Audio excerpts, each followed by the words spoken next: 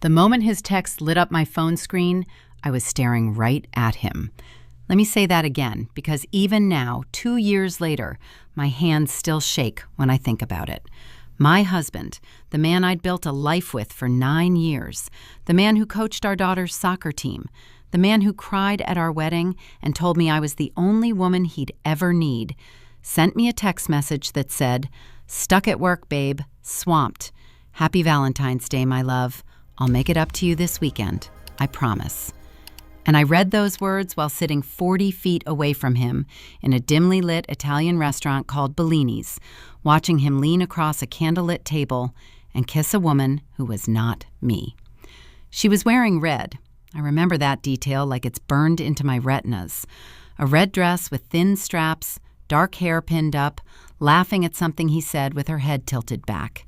And my husband, my Michael, was looking at her the way he used to look at me, like she was the only person in the room, like the rest of the world had gone quiet. My phone buzzed in my hand. His text, his lie, delivered in real time right in front of my face. I stood up. My chair scraped against the tile floor. My best friend Karen grabbed my wrist so hard her nails left marks. "Ashley, don't," she whispered.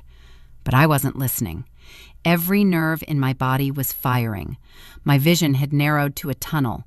Just him, just her, just the space between their lips. That's when a man at the next table, a stranger, maybe mid-50s, silver hair, calm eyes, leaned over and said something I'll never forget. "Don't lose your cool," he said quietly. "Trust me, the real show is just getting started." I didn't know what he meant, not then, but I sat back down. And that single decision, sitting back down instead of storming across that restaurant, changed the entire trajectory of my life.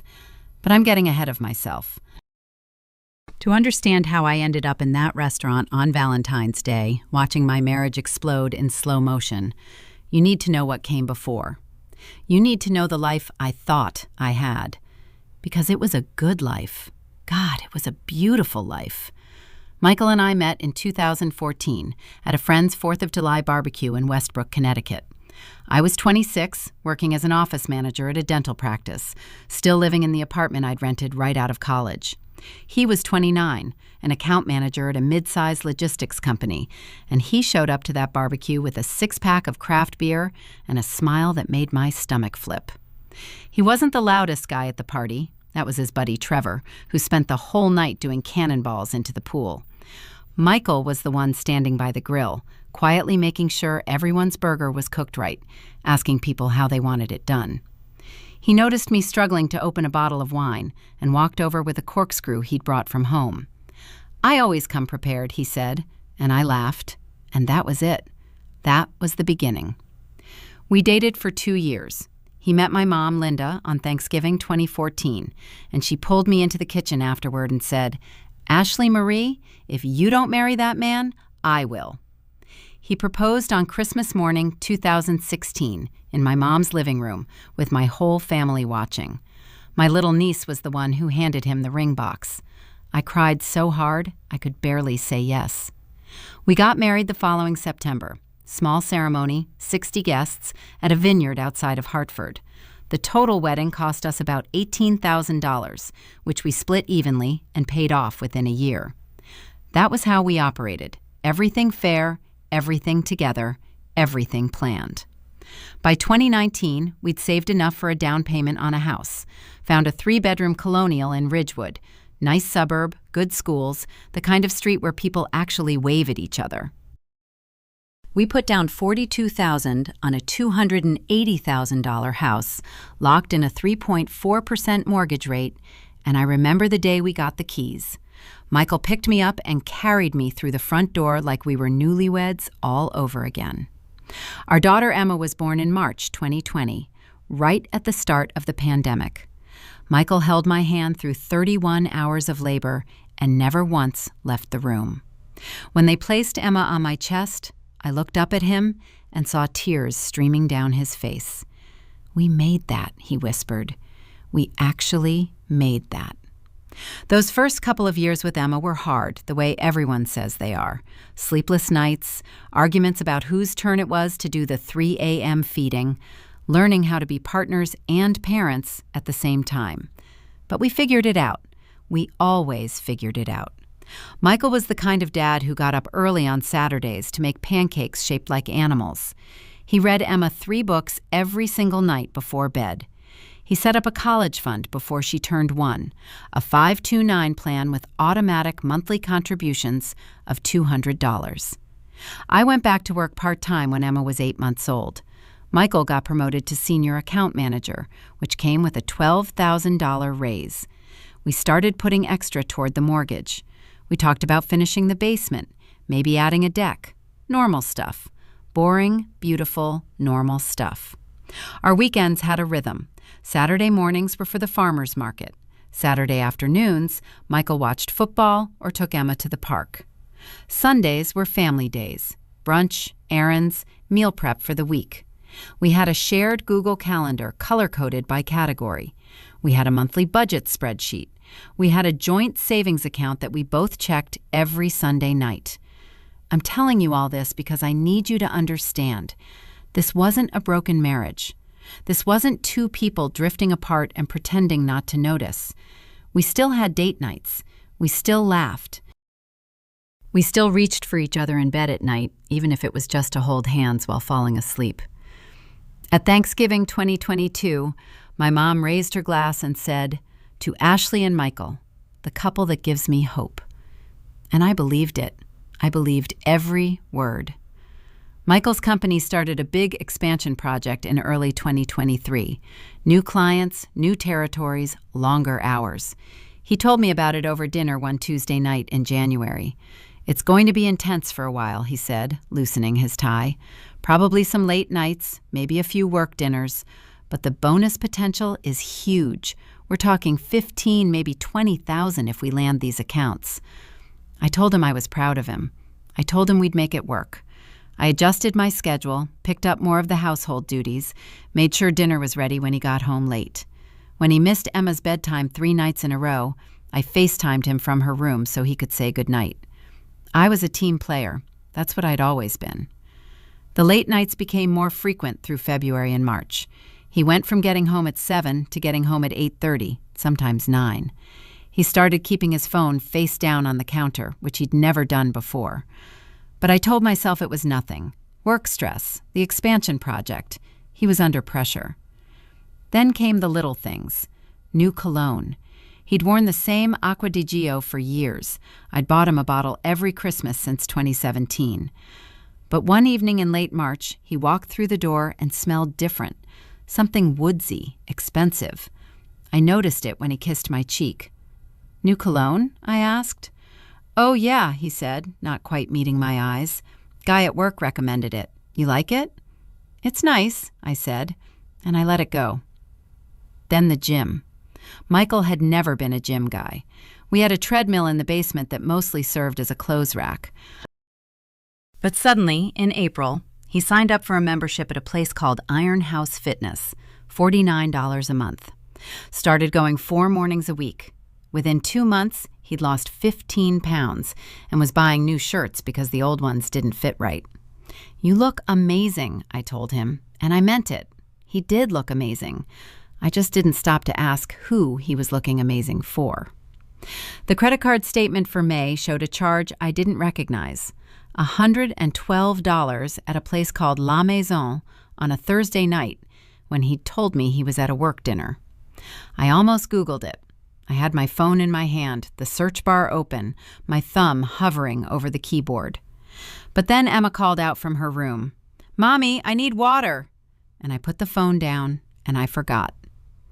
Or maybe I didn't forget. Maybe I chose not to look. Karen was the one who finally said something. My best friend since college, the woman who'd held my hair back at frat parties and stood next to me at my wedding. We were at a coffee shop in early June, Emma playing with blocks in the kids' corner, and Karen set down her latte and looked at me with an expression I couldn't quite read. "Ash," she said slowly, "can I ask you something without you getting mad?" "That's never a good start," I said, trying to laugh. Is everything okay with Michael? Like, really okay? My stomach tightened. Yeah? Why? She hesitated, stirred her coffee. I saw him last week, downtown, coming out of that new cocktail bar on Main Street. It was like 9:30 on a Wednesday. He had a work dinner, I said automatically. He was with a woman, Ash. The coffee shop noise seemed to recede. The clinking cups, the hissing espresso machine, Emma's babbling. It all went muffled, like someone had stuffed cotton in my ears. A colleague, I said. He has female colleagues, Karen. She was touching his arm, and he was laughing, like really laughing. I stared at her, my best friend, the person who would never lie to me, and I felt something cold settle in my chest. Not quite fear, not quite anger, something in between, something I didn't have a name for yet. You're reading into it, I said firmly. Michael would never. Karen held up her hands. Okay, I love you, that's all. I love you, and I wanted to say something. I drove home that afternoon with my knuckles white on the steering wheel and my jaw clenched so tight my teeth ached. Emma fell asleep in her car seat. The house was quiet when I got there. Michael wouldn't be home for hours. I stood in our bedroom, the bedroom we'd painted together, sage green because we both loved the color, and I opened his closet. I don't know what I was looking for, a receipt, a note, a lipstick stain on a collar, something that would either confirm my fear or destroy it. I found nothing, just his shirts, his shoes, his ties, the Acqua di Gio gathering dust on the shelf, the new cologne front and center. My phone buzzed, a text from Michael. Running late again, don't wait up, love you. I typed back, love you too. Then I sat on the edge of our bed, in our sage green bedroom, in the house we'd saved 5 years to buy, and I pressed my hands against my stomach like I was trying to hold something in. Something was wrong. I could feel it the way you feel a storm coming before the sky even changes, a shift in pressure, a heaviness in the air. Everything looked the same, but nothing felt right, and I had absolutely no idea how bad it was about to get. The weeks that followed Karen's warning were the loneliest of my life, not because I was alone, but because I was lonely inside a marriage that still looked perfect from the outside. I started watching Michael, not confronting, not asking, watching, the way a deer watches the tree line for movement. I cataloged everything, the way he angled his phone screen away from me when we were on the couch, the way he'd step outside to check on the car and come back 12 minutes later with a look on his face I couldn't decode, the way he'd shower the second he got home, something he'd never done in 9 years. June bled into July. I lost 7 pounds because my appetite had evaporated. My mom noticed at a family barbecue. You're getting thin, Ashley Marie, she said, pressing the back of her hand to my forehead like I was 12. You feeling okay? Just busy, I said. Work stuff. But it wasn't work. It was the constant grinding anxiety of not knowing, of living in a house with a man who kissed me goodbye every morning and might be kissing someone else by noon. I almost looked through his phone on a Thursday night in late July. He was in the shower, and his iPhone was sitting on the nightstand, face down, as always. I picked it up. It felt heavier than it should have, like it was loaded with secrets. My thumb hovered over the screen. One swipe, one passcode, our anniversary, 0917, and I'd know. I'd either find nothing and feel like a paranoid fool, or I'd find everything and my life would shatter. Emma's voice floated down the hallway. Mommy, can you read me Goodnight Moon? I put the phone down.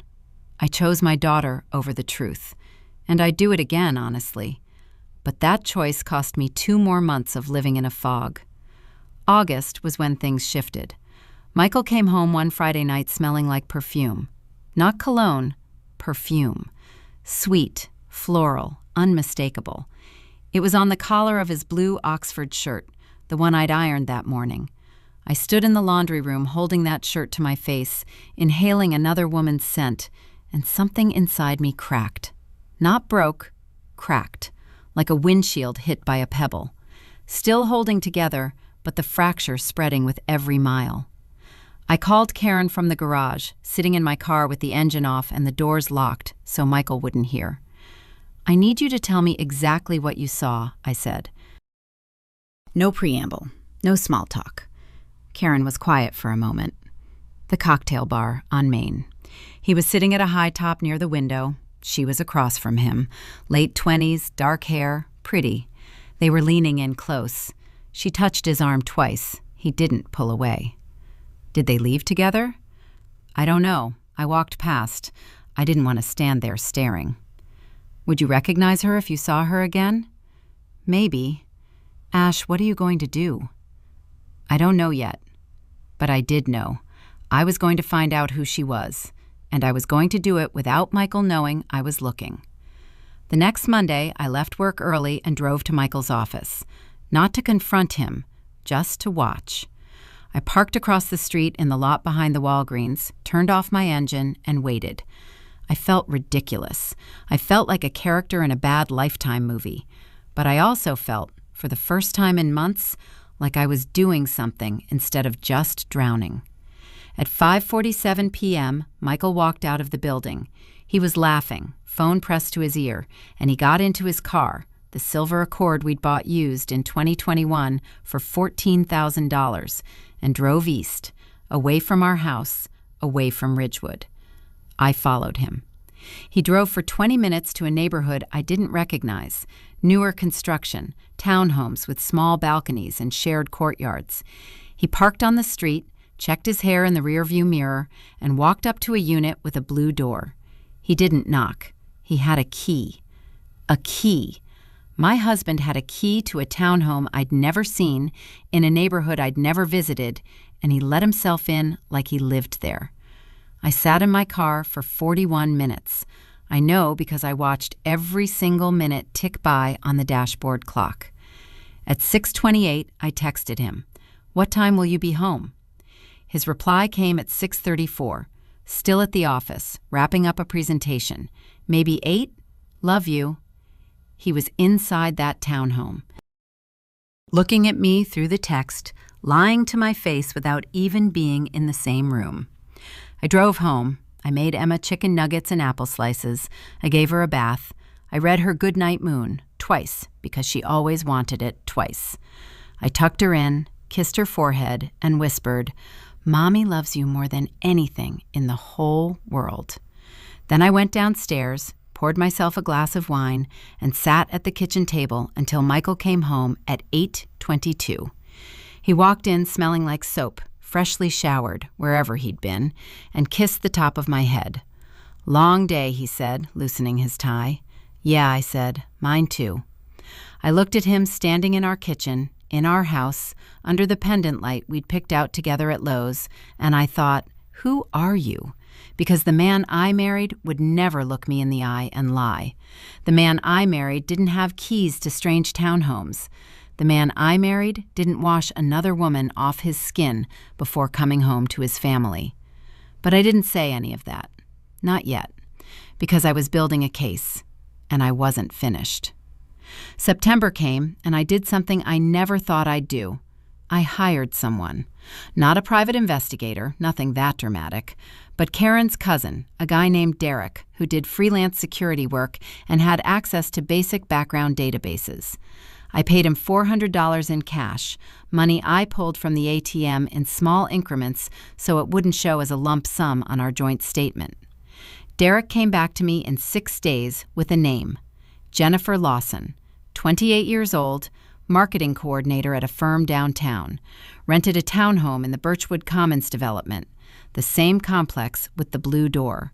Single, no kids, moved to the area from Boston about a year ago. He also found something else, a Venmo transaction from Michael's account to Jennifer's, $350, dated August 14th, with a heart emoji as the memo. $350 from our money. Our shared finances, sent to a woman named Jennifer with a heart. I stared at Derek's printout in my parked car outside the dental office where I worked, and I felt the crack in that windshield finally reach the edges. One more tap, and the whole thing would collapse. "You okay?" Derek asked through the phone. "How long?" I whispered. "Can you tell how long this has been going on?" "Based on what I can see, Venmo history, location check-ins, some social media cross-referencing, at least since March, maybe earlier." March. He'd started going to Iron House Fitness in April. The new cologne was late March. 6 months. My husband had been living a double life for at least 6 months, and I'd been ironing his shirts and packing his lunches the entire time. I thanked Derek. I hung up. And then I screamed into my steering wheel until my throat was raw. That night, I almost confronted Michael. He was sitting on the couch watching a baseball game, Emma asleep upstairs, and the words were right there. I know about Jennifer. I know about the townhome. I know about the $350 with the heart emoji. But something stopped me. Maybe it was the stranger's voice echoing in my memory from that future Valentine's night. The real show is just getting started. Though, of course, that hadn't happened yet. Maybe it was instinct. Maybe it was Karen's voice in my head saying, "Don't react, prepare." So I prepared. I opened a separate bank account at a different branch. I started quietly moving small amounts, 50 here, 75 there, building a safety net Michael didn't know about. I made copies of our tax returns, our mortgage documents, the 529 plan statements.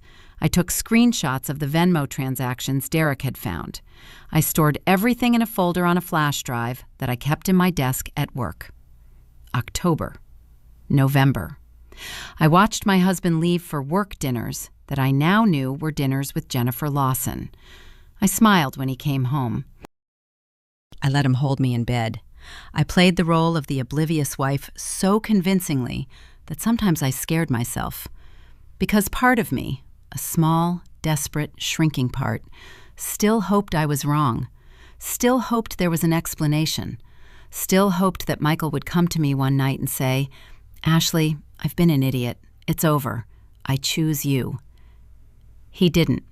Instead, in early December, I found a second Venmo payment, $800 this time. Memo, for the trip. No heart emoji, just those 3 words, for the trip. My husband was planning a trip with another woman, funded by the money we'd earned together, the money that was supposed to go toward Emma's future, toward our mortgage, toward the life we'd built brick by brick.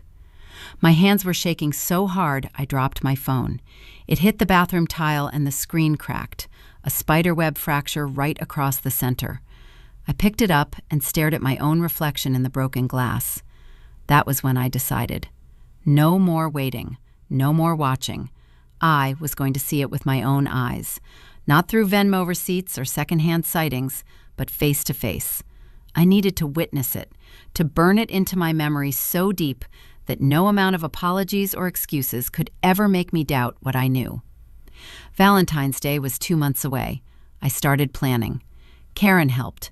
She booked a table at Bellini's, the Italian place downtown that Michael had mentioned once as a great spot for client dinners.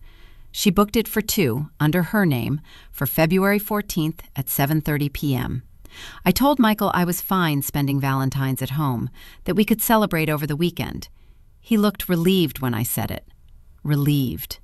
That was the detail that hurt more than anything, the visible, physical relief on his face when I gave him permission to spend Valentine's night with someone else. On February 14th, I dropped Emma at my mom's house.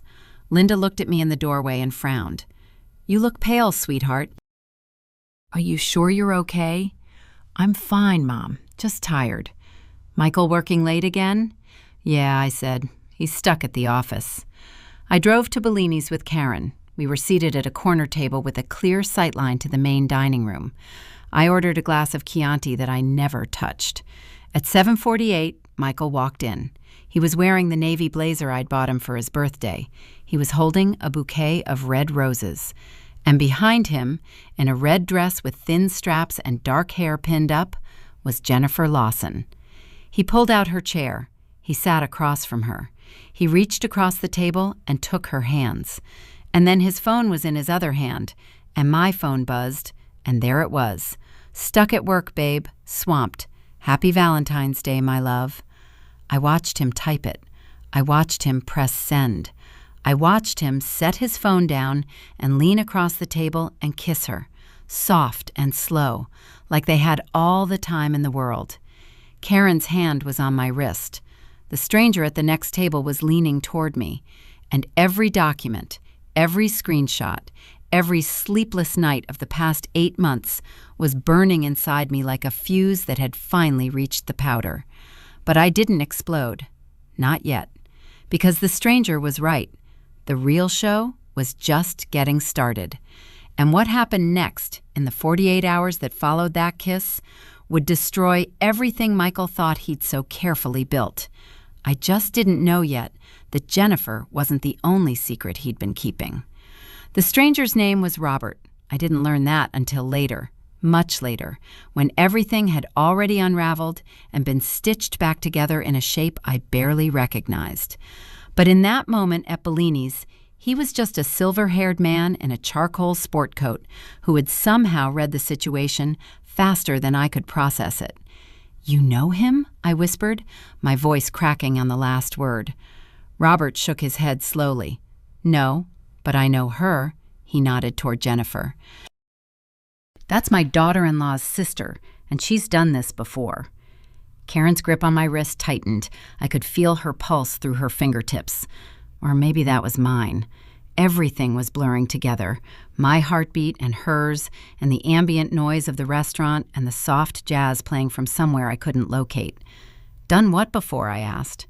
Robert leaned closer. His voice was barely above a murmur.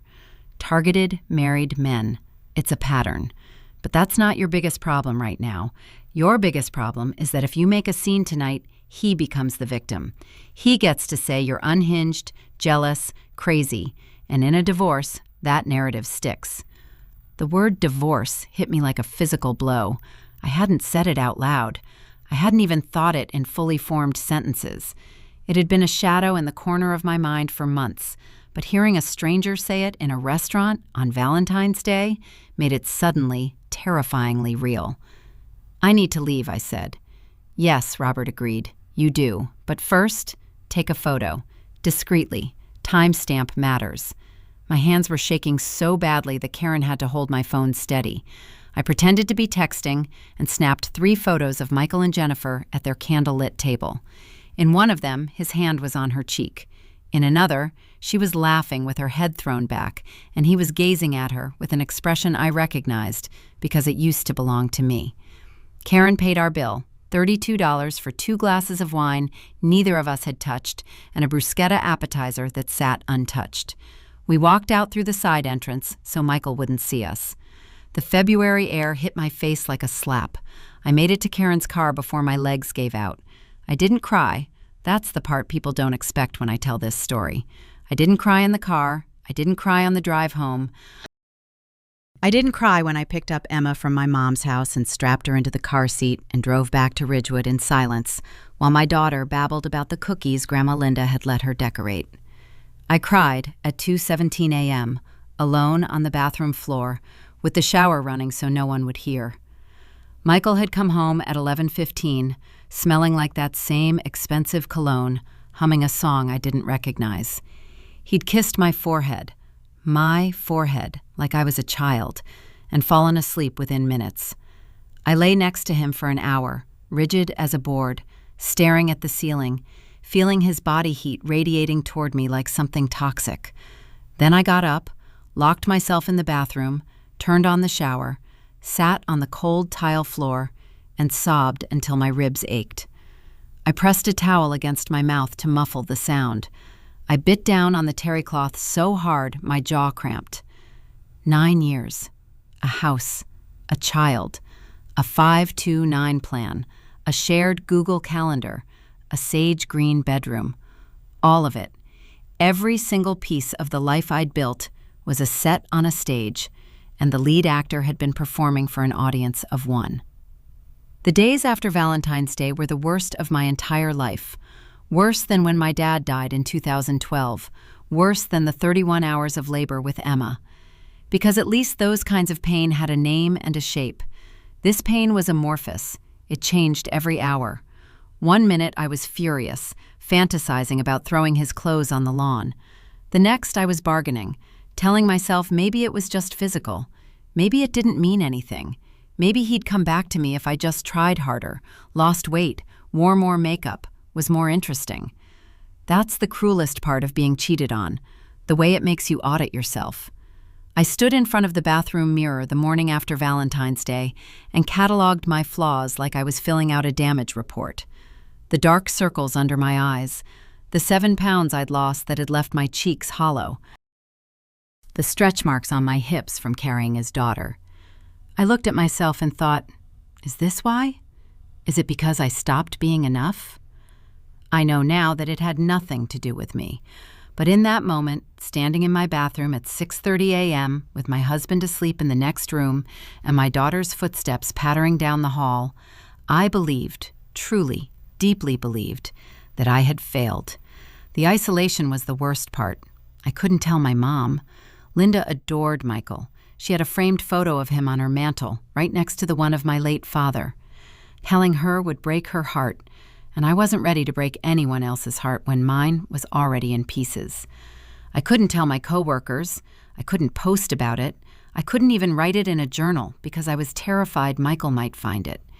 Karen was my only lifeline, and even she didn't know the full depth of what I was feeling.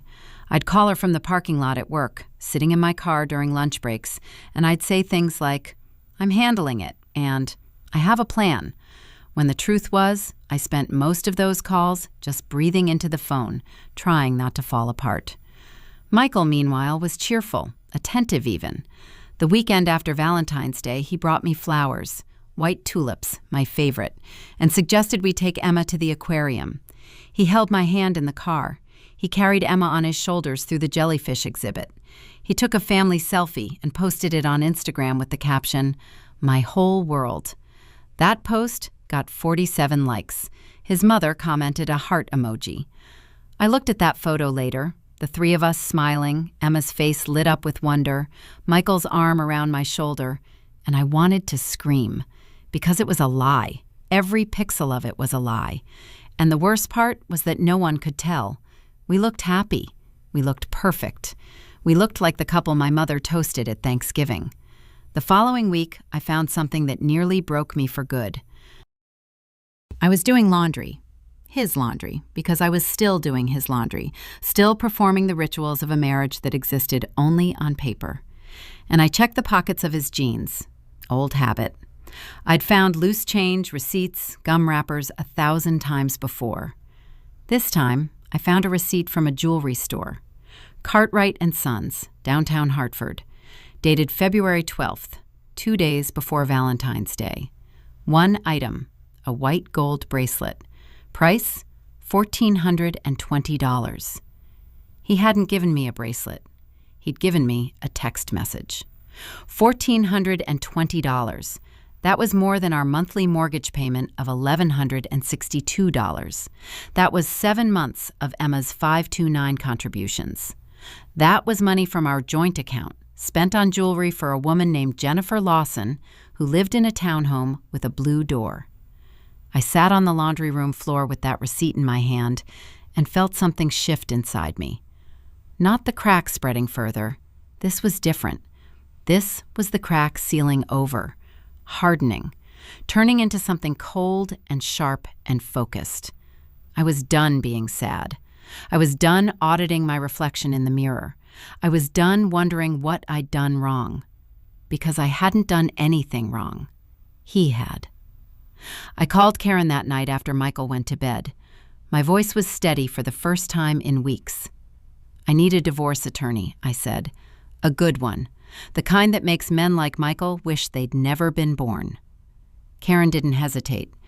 "My sister used a woman named Patricia Okafor. Family law, downtown Hartford. She got Danielle the house, full custody, and 60% of the retirement accounts. Call her tomorrow. Get me an appointment." "Ash, are you sure?" "I found a receipt for a $1,400 bracelet he bought her for Valentine's Day, Karen, while I sat at home with his daughter. I'm sure." I met Patricia Okafor 3 days later in her office on the 7th floor of a building on Asylum Street. She was mid-40s, sharp eyes, no-nonsense handshake. Her office had floor-to-ceiling windows and a framed quote on the wall that read, "The best revenge is a life well documented." I laid everything on her desk. The Venmo screenshots, the photos from Bellini's, the jewelry receipt, Derek's background report on Jennifer Lawson, the record of late nights, the new cologne, the gym membership, the key to the townhome. Patricia reviewed each document methodically, making notes on a yellow legal pad. "How long have you been collecting this?" she asked without looking up. "Since September." She glanced at me over her reading glasses. "Smart. Most women come to me with nothing but suspicion. You came with a case file." "I was an office manager for 6 years," I said. "I know how to organize paperwork." Patricia almost smiled. "Here's what I'm going to tell you, Ashley. Connecticut is a no-fault divorce state, which means technically the infidelity doesn't matter for grounds. But it matters enormously for asset division, especially when marital funds have been diverted to a third party. Those Venmo transfers, the bracelet, any rent or gifts he's been funding, all of that is dissipation of marital assets. A judge will take that very seriously." "What about the house?" "The house is marital property. You'll likely keep it, especially with primary custody of Emma. His name stays on the mortgage until refinanced, but we can structure the settlement to make that work."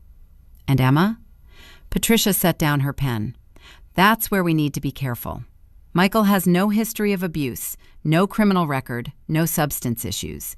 He's going to fight for joint custody. But the pattern of deception, the diversion of funds from the family, the prioritizing of an extramarital relationship over his child, all of that builds a picture. We document everything, and we let the picture speak." I left her office with a retainer agreement for $3,000 and a list of next steps that filled 2 pages. As I walked to my car, my phone buzzed. "Michael. Hey, babe, thinking about you. Dinner tonight? I'll cook." I stared at the screen. He was thinking about me. He'd cooked dinner. The performance continued. I typed back, "Sounds perfect. Love you." Then I put my phone in my purse, started the engine, and pulled out of the parking garage with the retainer agreement on the passenger seat beside me. The spring sun was hitting the windshield, and for the first time in months, I could see the road clearly. But what I didn't know, what Patricia would discover in the coming weeks, was that Michael's betrayal went deeper than an affair. The financial records she subpoenaed would reveal something that made a $1,400 bracelet look like pocket change. And the stranger from Bellini's, Robert, was about to reappear in my life with information that would turn this divorce into something Michael never saw coming. Patricia's subpoenas came back in the second week of March, and what they revealed made me physically ill. Michael hadn't just been spending money on Jennifer Lawson. He'd been siphoning it, systematically, methodically, for nearly a year.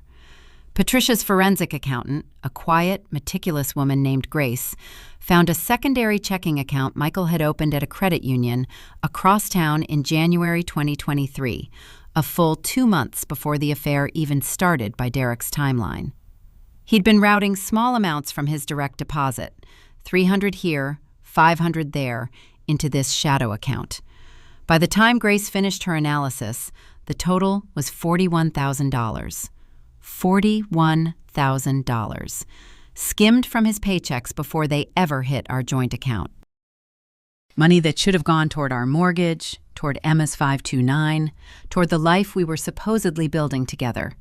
Instead, it had funded dinners at La Maison, the Iron House fitness membership, Jennifer's rent, yes, her rent, he'd been covering half of it since June, and that $1,400 bracelet that still made my stomach lurch every time I thought about it. But that wasn't the worst of it. Grace found a loan, a personal loan for $22,000 taken out in Michael's name in October, using our house, as collateral. He'd forged my signature on the paperwork. Patricia showed me the document, and I stared at the looping cursive that was supposed to be mine and felt the room tilt. "He forged my signature," I said, my voice flat. "Yes," Patricia said, "which is fraud, and it changes everything." That same week, Robert called me, the stranger from Bellini's. He'd given Karen his card that night in February, and I'd been too shattered to follow up. But Robert had been doing his own digging. His daughter-in-law's sister, Jennifer, had a history. 2 previous relationships with married men, both of which had ended in financial chaos for the husbands' families. In one case, the man had emptied his kids' college funds. In the other, the wife had lost her home. This isn't just an affair, Robert told me over the phone. Jennifer targets men with stable finances and exploits the relationship for money. My son's marriage almost didn't survive what she did to his wife's sister's ex-husband. I've been watching her for 2 years. Why didn't you go to the police? Because she's careful. She never asks directly. She creates dependency. The men spend willingly. They think it's love. But I've been documenting her pattern, and your husband is the 3rd one I know of. Robert offered me everything he had. Emails, financial records from the previous cases, even a statement from one of the ex-wives. I passed it all to Patricia, and she looked at me across her desk with an expression I hadn't seen before. It was almost admiration. "Ashley," she said, "we're not just going to win this divorce. We're going to make it airtight." I filed on March 28th. I chose a Friday because Michael always went to Jennifer's on Friday evenings. I wanted the papers waiting for him when he got home. The process server found him at 9:14 p.m. in our driveway. I know because I was watching from the upstairs window, Emma asleep in her room, my heart hammering so hard I could hear it in my ears. I watched a man in a gray jacket hand Michael a manila envelope. I watched Michael tear it open under the porch light. I watched his face change, confusion, then shock, then something dark and panicked that I'd never seen before.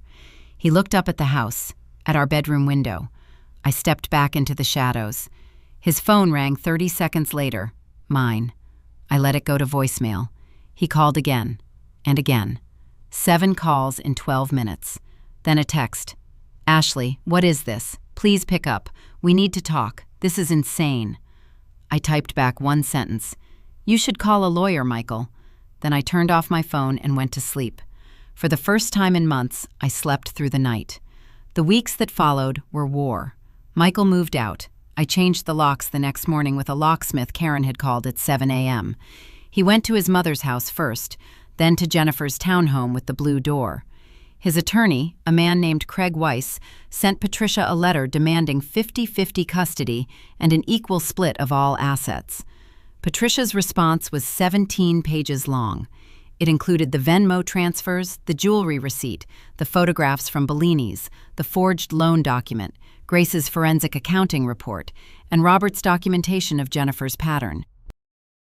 She also included a formal request that the court consider the $41,000 in diverted funds and the $22,000 fraudulent loan as dissipation of marital assets, a total of $63,000 that Michael would need to account for. Craig Weiss called Patricia the day after receiving the response. She told me later that his exact words were, "My client would like to discuss settlement." The mediation happened in May in a conference room on the 4th floor of Patricia's building. Michael sat across from me for the first time since I'd filed. He looked thinner, tired. His eyes were red-rimmed, and he kept running his hands through his hair, a nervous habit I knew well.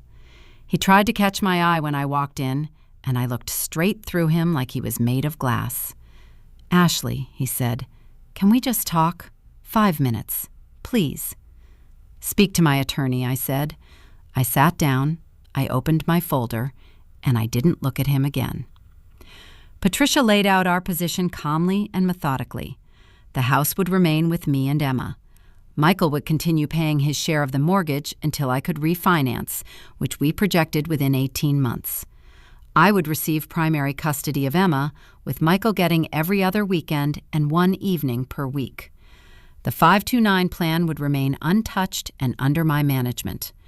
Michael would reimburse the marital estate $63,000, the diverted funds plus the fraudulent loan, paid out of his 401k, which had a balance of approximately $112,000. Craig Weiss started to object. Patricia held up her hand.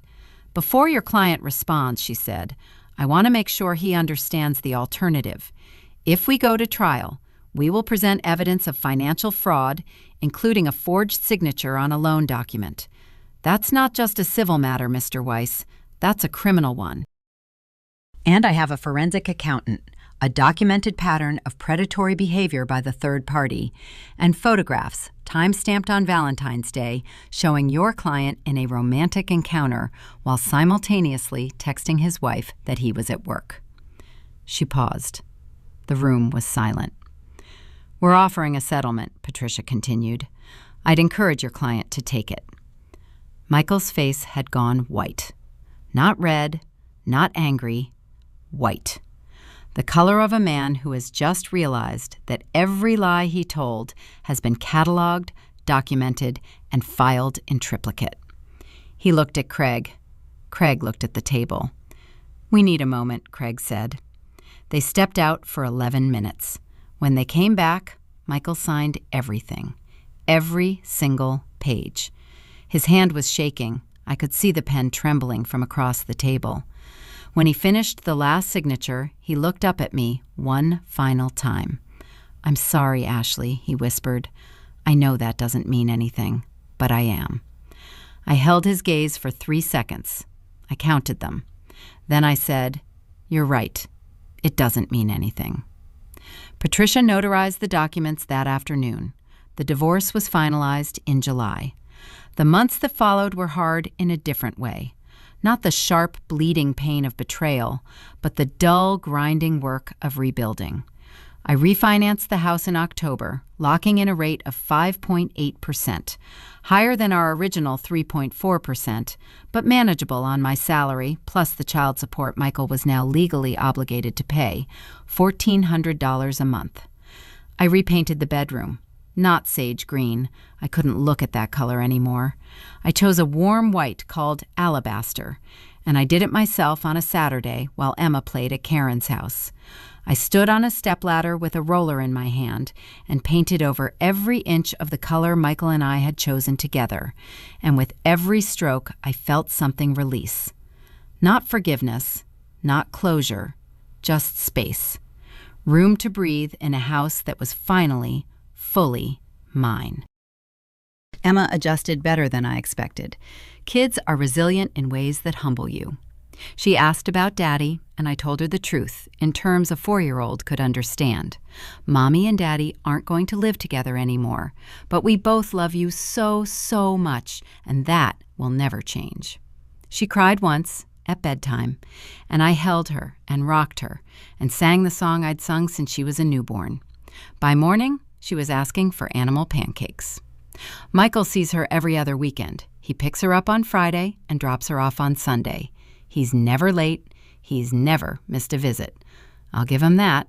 Whatever else he destroyed, he didn't destroy his relationship with his daughter. And I made a conscious decision not to use Emma as a weapon. She deserves a father, even if he was a terrible husband. Robert and I stayed in touch. He became an unexpected friend, the kind of person you'd never have met if your life hadn't gone sideways. He came to Emma's 5th birthday party, brought her a stuffed elephant she still sleeps with.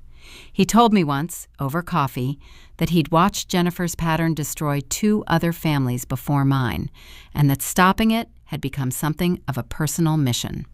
Last I heard, he'd connected with a consumer fraud advocacy group that was building a case around financial exploitation in romantic relationships. Jennifer moved out of Birchwood Commons in August. I don't know where she went. I don't care.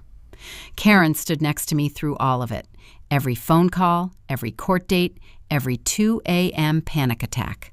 She never said, I told you so. Not once. When the divorce was finalized, she showed up at my door with a bottle of champagne and a card that said, You didn't just survive, you won. My mom cried when I finally told her. She sat at her kitchen table with her hands over her mouth and tears running down her cheeks, and she said, I had that man's picture on my mantle, Ashley, right next to your father. She took the photo down that same day. She replaced it with a picture of me and Emma at the aquarium, the one Michael had posted on Instagram with the caption, My whole world. My mom cropped him out. It's been 2 years now. Emma is 6. She starts first grade in September. The house is paid down to $214,000, and I've been making extra payments when I can. The 529 plan has grown to just over $19,000. I got a promotion at the dental practice, office director now, with a team of 3 under me and a salary I'm actually proud of. I started therapy in the fall after the divorce, and it's helped me understand something I couldn't see when I was in the middle of it. I didn't fail. I was failed. Sometimes, late at night, after Emma's asleep and the house is quiet, I sit at the kitchen table under the pendant light from Lowe's, the one we picked out together, the one I kept because it's a good light and I refuse to let him ruin a perfectly good fixture. And I think about that moment at Bellini's, the text on my phone, the kiss across the candlelit table, the stranger who told me not to lose my cool. I think about what would have happened if I'd stormed over there, if I'd flipped the table, thrown wine in his face, screamed the truth in front of 50 strangers. It would have felt good for 30 seconds, and then it would have given Michael exactly what he needed, a story about his crazy wife, a narrative that made him the victim, a reason to justify everything he'd done. Instead, I sat down, I took a photo, I built a case, and I dismantled his lies with paperwork, patience, and a lawyer who charged $275 an hour and was worth every single penny. Here's what I know now that I didn't know then. The opposite of love isn't anger, it's clarity. And clarity is the most powerful thing a woman can carry into a courtroom, a mediation, or a conversation with a man who thought he could have everything and lose nothing. He lost plenty, and I kept what mattered. Emma, the house, my dignity, and a story I'm no longer afraid to tell.